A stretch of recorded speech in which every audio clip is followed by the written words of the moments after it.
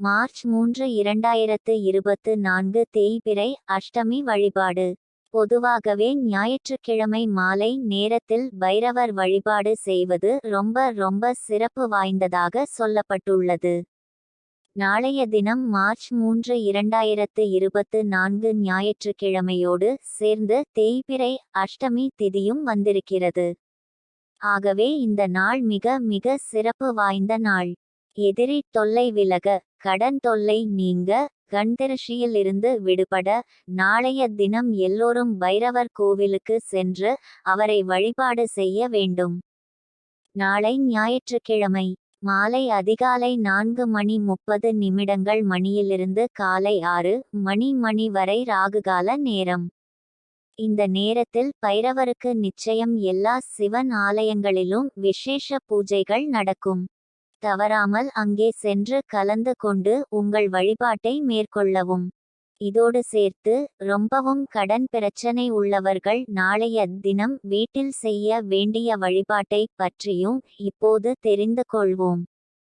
கடன் தீர்க்கும் தேய்பிறை அஷ்டமி வழிபாடு. இந்த வழிபாட்டை நாளைய தினம் ராகு கால நேரத்தில் செய்ய வேண்டும்.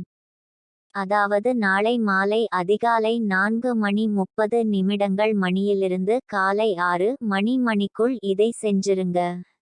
முடியாதவர்கள் இரவு காலை 9 மணிக்குள்ளாவது இந்த வழிபாட்டை செய்யணும்.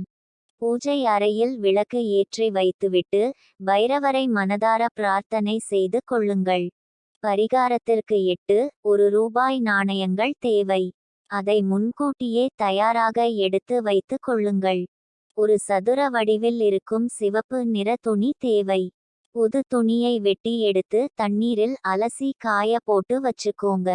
ஒரு தாம்பல தட்டின் மேல் அந்த துணியை விரித்து இந்த 8 நாணயங்களையும் வைக்க வேண்டும். பைரவரை மனதார நினைத்து கொண்டு ஓம் ஸ்ரீ கால பைரவாய நமக என்ற மந்திரத்தை 27 முறை சொல்லிட்டு அந்த துணியை முடிச்சு போட்டுக்கோங்க. அட்வர்டைஸ்மெண்ட். சிறிது நேரம் அந்த முடிச்சை உங்கள் உள்ளங்கைகளில் வைத்து கொண்டு காலபைரவரை நினைத்து உங்களுக்கு இருக்கக்கூடிய பணக்கஷ்டம், கடன் சுமை எல்லாம் சீக்கிரம் சரியாக வேண்டும் என்று பிரார்த்தனை செய்து கொண்டு அதிகமாக உங்கள் வீட்டில் பணப்புழக்கம் இருக்க கூடிய இடத்தில் இந்த முடிச்சை வைத்து விட வேண்டும். அடுத்த தேய்பிறை அஷ்டமி வரை இந்த முடிச்சு அப்படியே இருக்கட்டும்.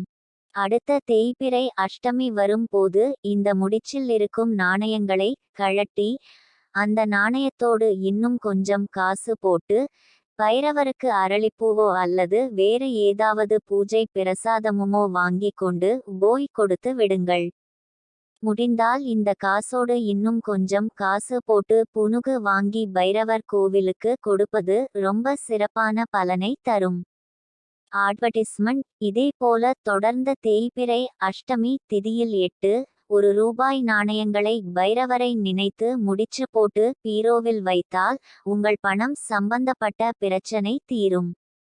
கடன் சுமை குறையும் என்பது நம்பிக்கை.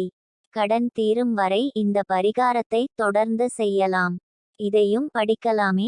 நினைத்தது நடக்க. வராகி அம்மன் பூஜை 1 மாதம் செய்யும்போதே உங்களுக்கு நிதி நிலைமையில் நல்ல மாற்றம் தெரியும். பைரவரின் பாதத்தை நம்பிக்கையோடு பற்றி கொண்டவர்களுக்கு நிச்சயம் தோல்வி கிடையாது என்ற தகவலுடன் ஆன்மீகம் சார்ந்த இந்த பதிவினை நிறைவு செய்து கொள்வோம்.